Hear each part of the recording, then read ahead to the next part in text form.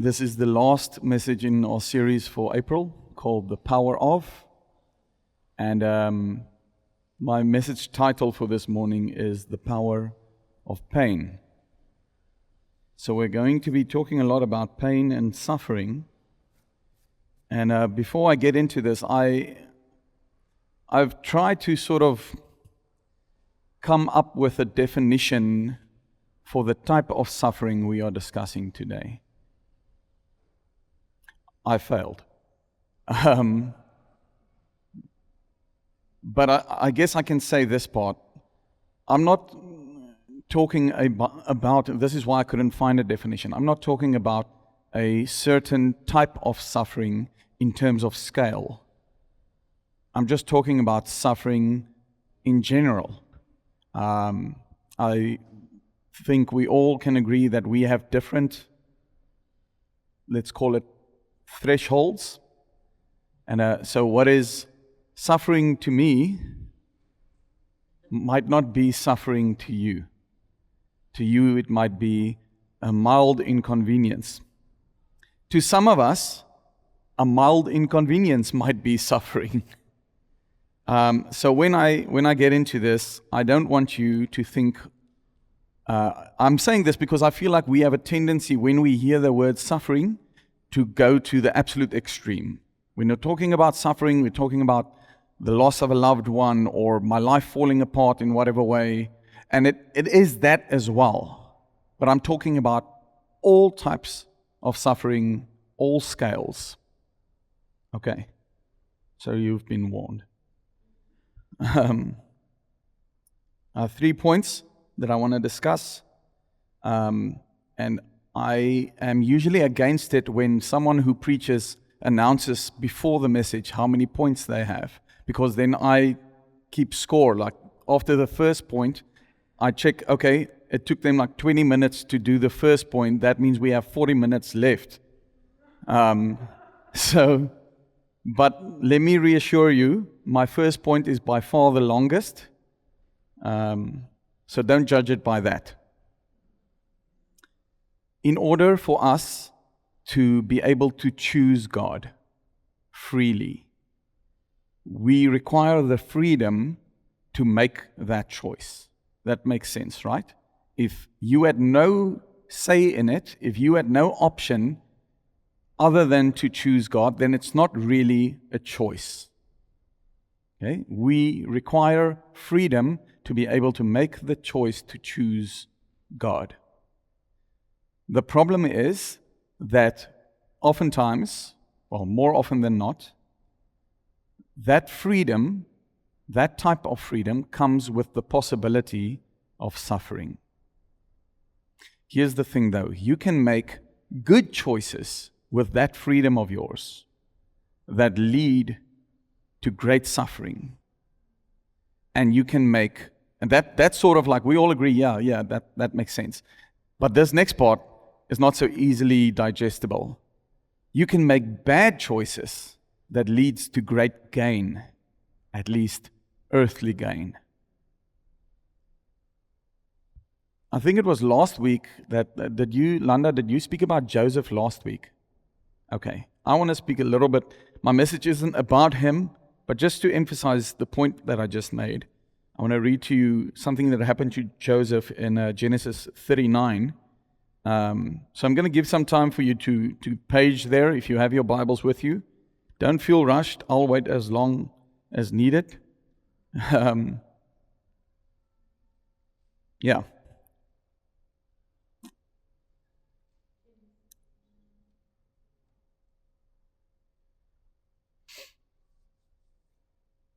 Genesis 39, are you ready? Or are you saying you're ready, but you're not because you know the words are going to be up on the screen? Dis jy eerste reg. Mooi my vrou. 5,000 sterkies vir jou. Genesis 39, and I'm reading from verse 6. Before I read this, this is not a funny message. But this particular scripture passage I find a little funny. I I can't help but to wonder. So there's going to be a few characters here. We're going to hear about Joseph. We're going to hear about his master, the king, and we're going to hear about the master's wife. And I can't help but wonder how old the wife is. Because judging by some of the responses, I can't imagine her older than like 14. Just hear me out. Now Joseph was handsome in form and appearance. And after a time his master's wife cast her eyes on Joseph and said, "Lie with me." But he refused, and he said to his master's wife, "Behold, because of me, my master has no concern about anything in the house, and he has put everything that he has in my charge. He is not greater in this house than I am, nor has he kept back anything from me, except you, because you are his wife. How then can I do this great wickedness and sin against God?" And as she spoke to Joseph day after day, he would not listen to her, to lie beside her, or to be with her. But one day, and this all feels a little too orchestrated, one day when he went into the house to do his work, and none of the men of the house was there in the house, I call that's nonsense. She organized that. She caught him by his garment, saying, "Lie with me." But he left his garment in her hand and fled and got out of the house.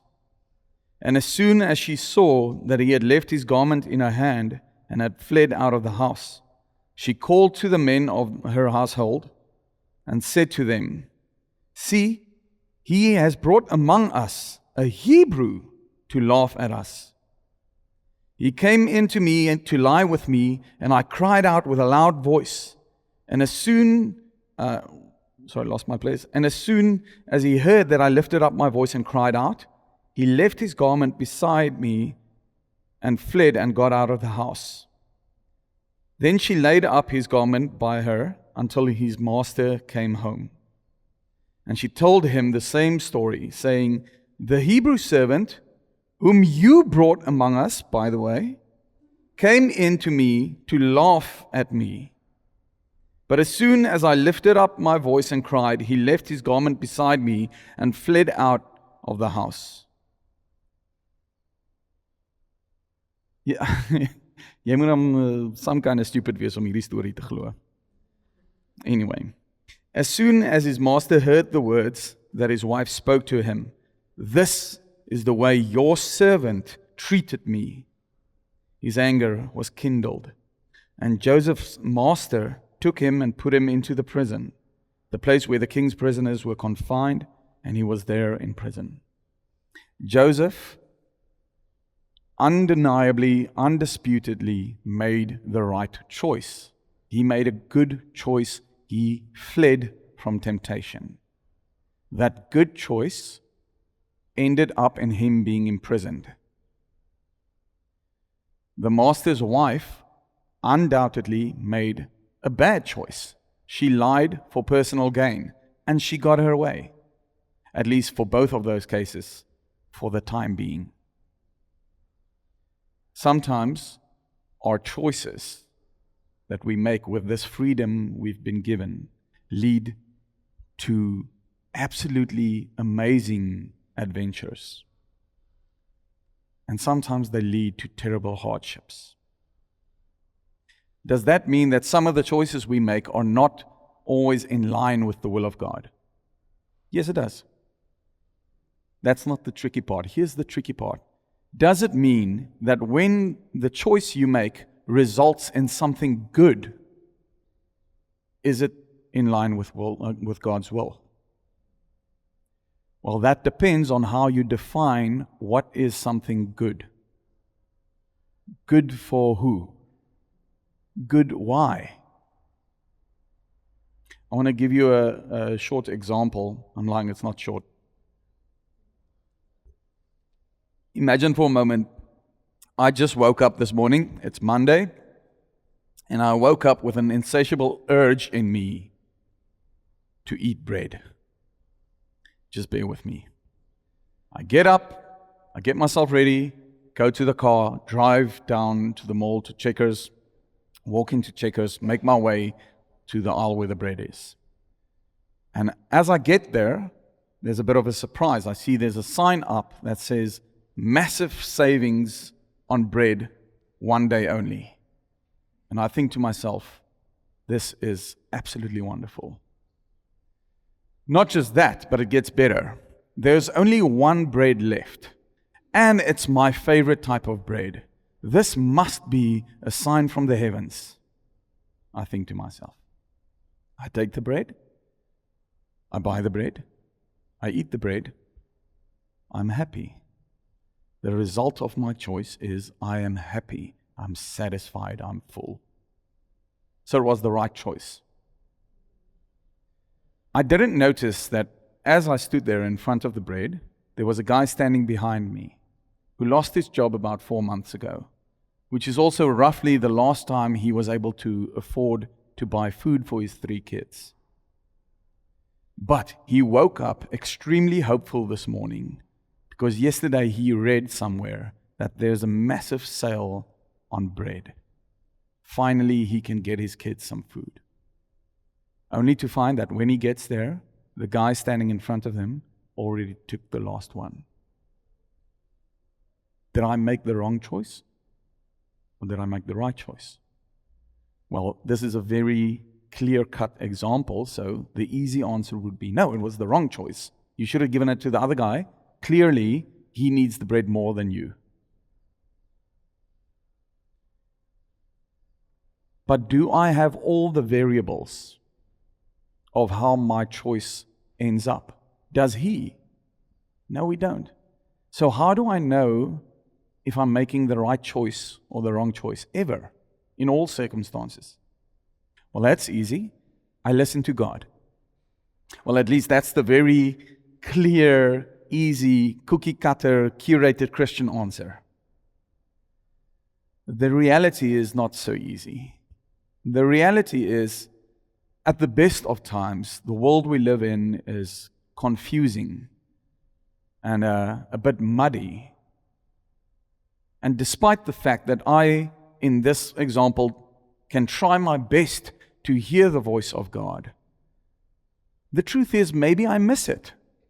That's not because of God, but maybe there's too much noise, or whatever the case might be. Sometimes we miss it. And that's just the reality of life. I do know that I can trust in the fact that God is in control. And so hopefully in that instance, I'm in tune enough with the Holy Spirit and with the world around me, my surroundings, that I do notice the man standing behind me. And I do notice that he probably needs this a lot more than I do.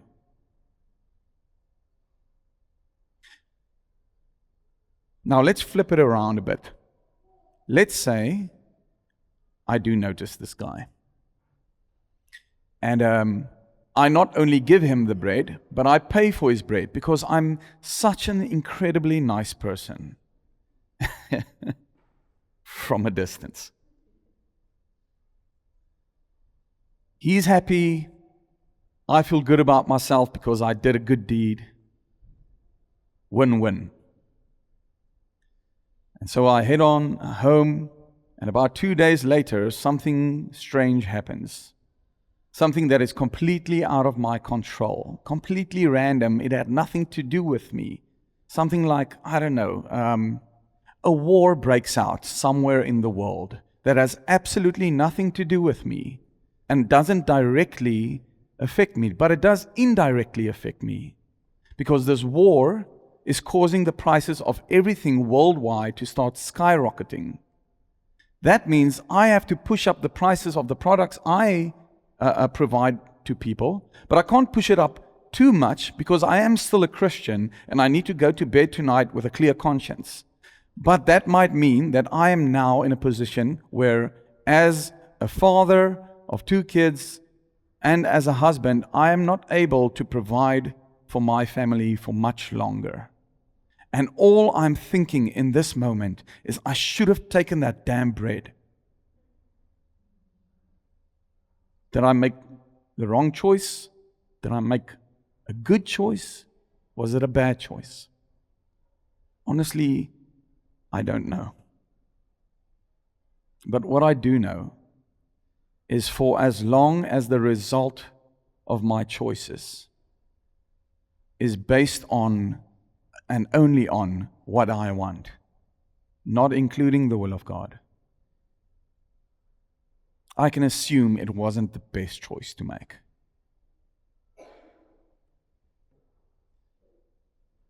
Now, what I'm describing here is an ideal. The ideal is that we would live our lives in such a manner that before we make any decisions whatsoever, we first consult God about that decision. And I want to tell you today that no one lives like that. You might think you do, but no one lives like that. Let me prove you wrong in case you think you're one of those people. Let's say we're back to this morning. You wake up, you start getting ready for church. You eventually head to the bathroom, you pick up your toothbrush, and all of a sudden you pause for a moment, looking in the mirror. And you think to yourself, God, do you want me to brush my teeth this morning? I know it's usually part of my day-to-day routine, but I just want to confirm with you that you're okay with me brushing my teeth this morning. In fact, now that I think about it, this red toothbrush isn't the only toothbrush I own. I actually have a blue one in the cupboard. It's still in the box, but I have it. Do you think I should use the blue one today, God, or should I use the red one? I mean, I know it feels a little silly asking this, but I don't know all the variables. I don't know how this plays out at the end of the day. In fact, now that I think about it, God, do you think I should use that brand of toothpaste? Maybe I should just, use Ash or True Rocks. I know it sounds ridiculous what I'm saying, but that's the point. It is ridiculous. It is not realistic for us to live that way. It is the ideal. I agree with that. It is the ideal that we would come to God with every decision we make, big or small. But that's an ideal. It's not reality. So how do we get to that ideal? The best solution I can come up with is that I start cultivating a lifestyle where I'm walking so close and living so close to God that I'm not too concerned about my day-to-day decisions, because the Holy Spirit is working in me, and I trust that the choices I make are inspired by Him. But should there be moments where I make choices that aren't in line with what the Holy Spirit wants for me, that I would be in such close relationship with God that the Holy Spirit would convict me instantly and get me back on track. I think that's how we get to that ideal, by relationship with God. Point I'm trying to make is, when it comes to this type of freedom, the freedom to choose, it comes with the possibility of suffering. Maybe suffering for me, maybe suffering for the other guy who couldn't get there in time for the bread. But it comes with suffering. Freedom requires suffering. Just look at the cross. That's point number one. Point number two, suffering gets our attention. Remember what I said about the little cut in your finger? I want to tell you a quick story. I'm loudmouth enough that you all probably know by now that I go to the gym every now and then and pretend to be fit.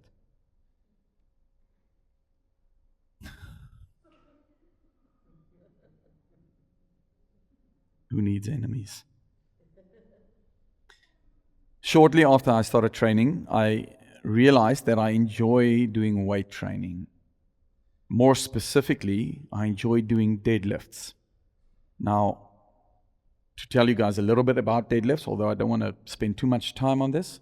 A deadlift is an amazing exercise because it is what they call a compound exercise, which means it trains a lot of muscle groups all at once. So your entire back is engaged, your butt is engaged, your legs, your shoulders, everything is engaged, your core. So it's very good for you. The thing is, because it's such a compound exercise, it is one of those exercises where it is very important to have proper form when you do the exercise. I know that now. Shortly after I started doing deadlifts, and this you might not know about me, but I am a slightly impatient person. So when you give me a task to do, and let's say this task has difficulty levels, let's say from 0 to 10, I don't want this task to take long. So I'll just start at like 9.8.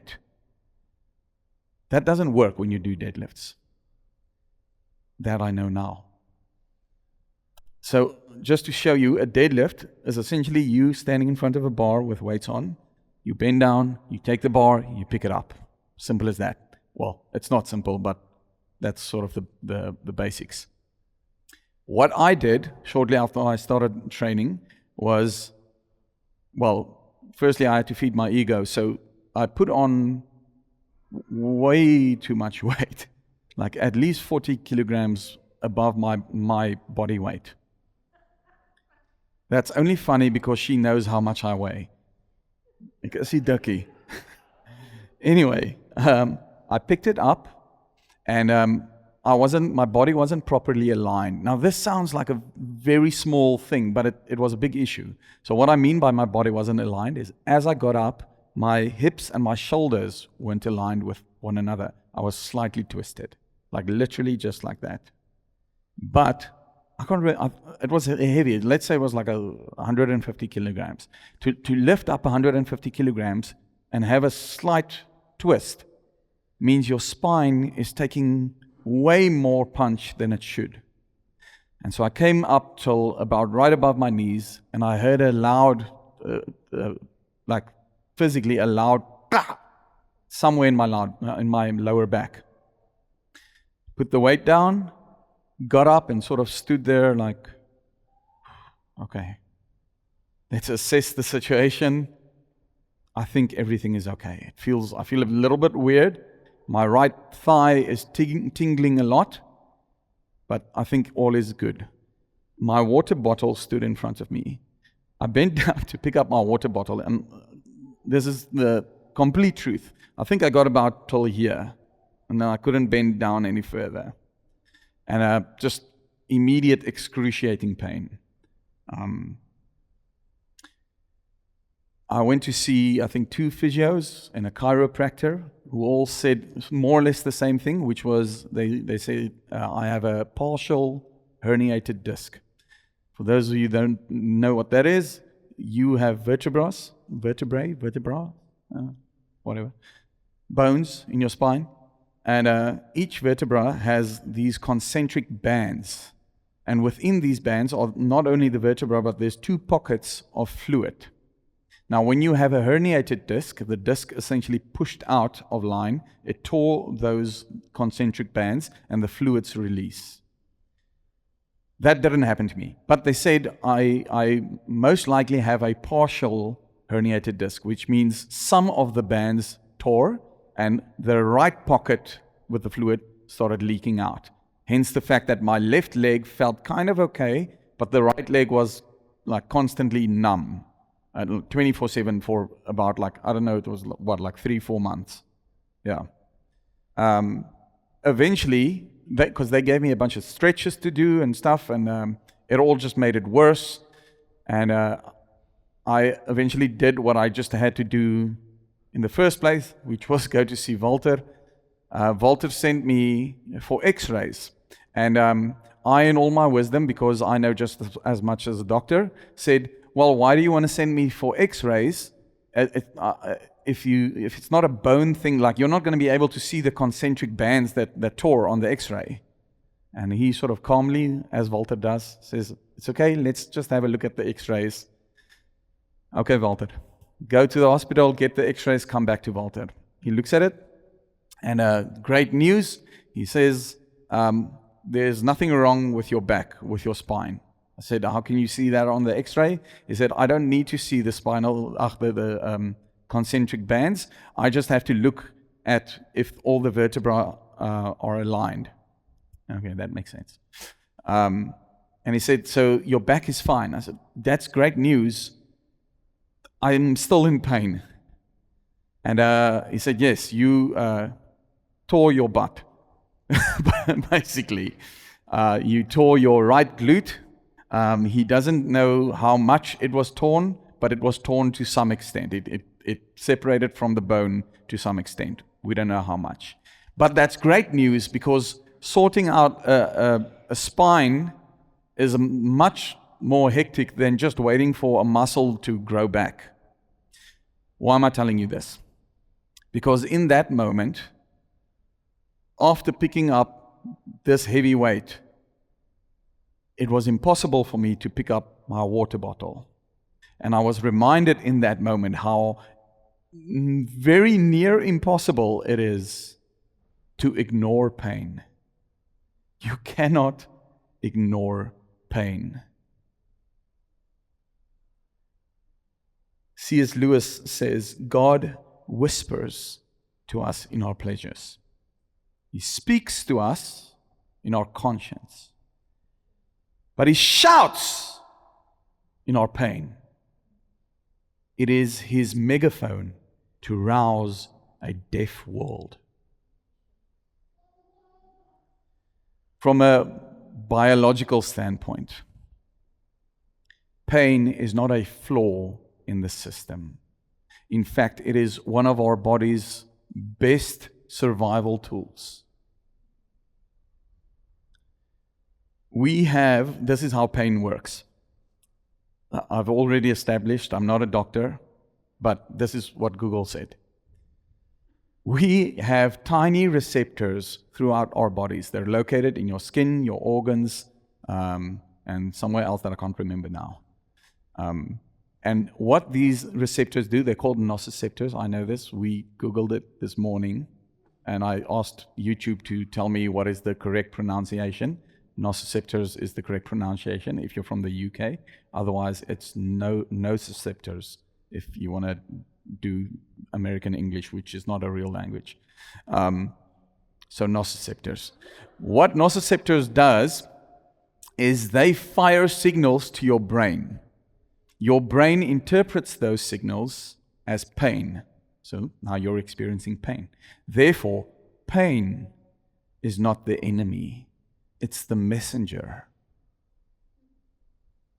Now, in the same way, when we look at suffering, whatever scale you might find yourself on, we can think of it as a sort of spiritual signal.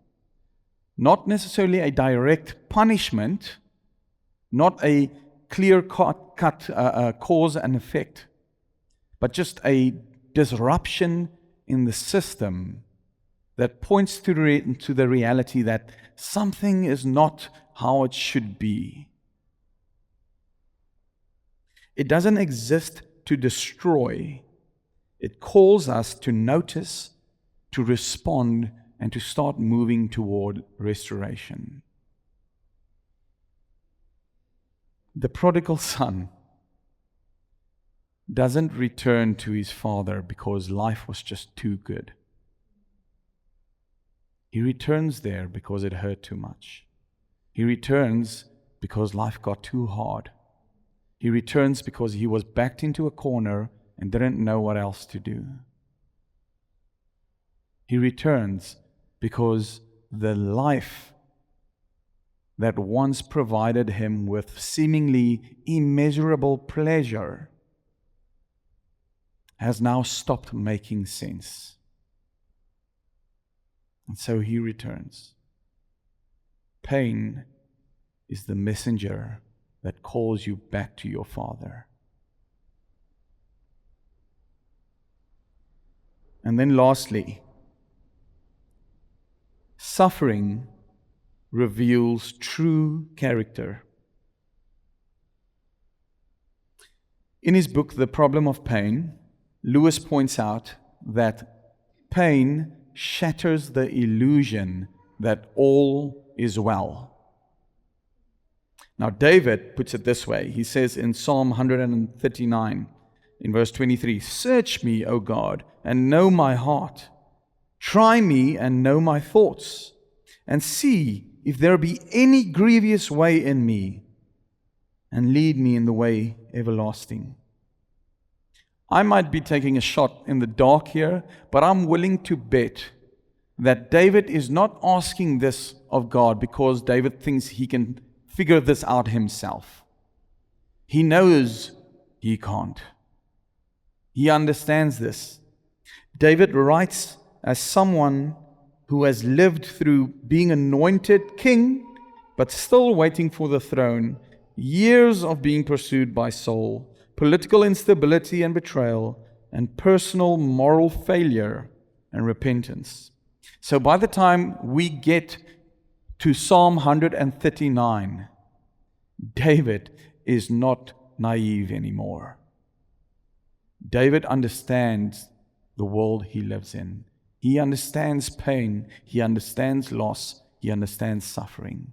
He recognizes that there are rooms in his heart. Dis wat Ross vanoggend gesê het.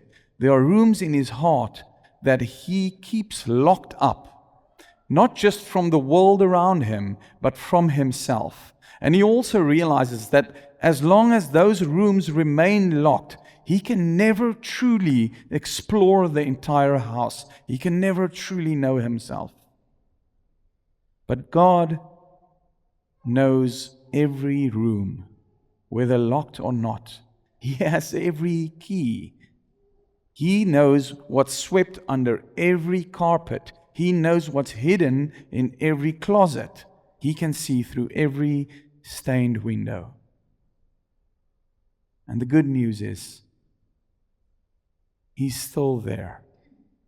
You have not been forgotten. You have not been pushed away. You have not been forsaken. God is still knocking on your door.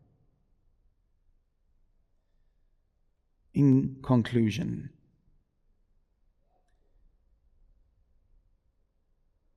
I don't want this to sound insensitive, but on the basis of what I just said, maybe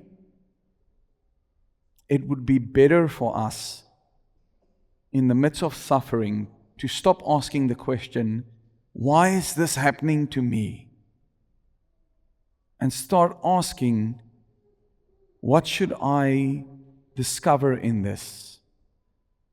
What should I learn here? Now I know, this sounds intense. Like if I'm in the midst of terrible suffering and you tell me, well, maybe you should stop asking why this is, then I'll say, shut up, go away. But that doesn't change the fact that this is true. Why is this happening to me? No. What is this showing me? What is this disruption in the system? What needs to change? What needs to shift? What needs to be let go? What needs to die? What needs to be resurrected in you?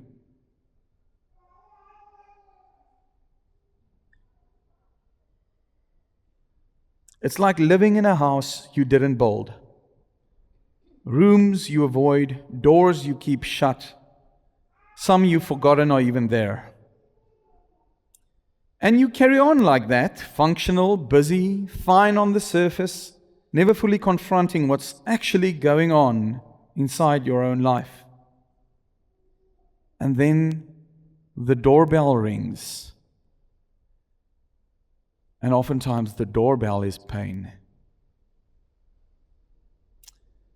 Not there to wreck the house, but to interrupt the lie that everything is under control. It doesn't wait for timing. It doesn't respect distraction. It just keeps ringing until you can't unhear it. And in those moments of terrible hardship, those unforeseen moments where your life feels like it's falling apart, each of us are faced with a choice. That choice being mute the doorbell, ignore the doorbell, run from the doorbell, or answer the call.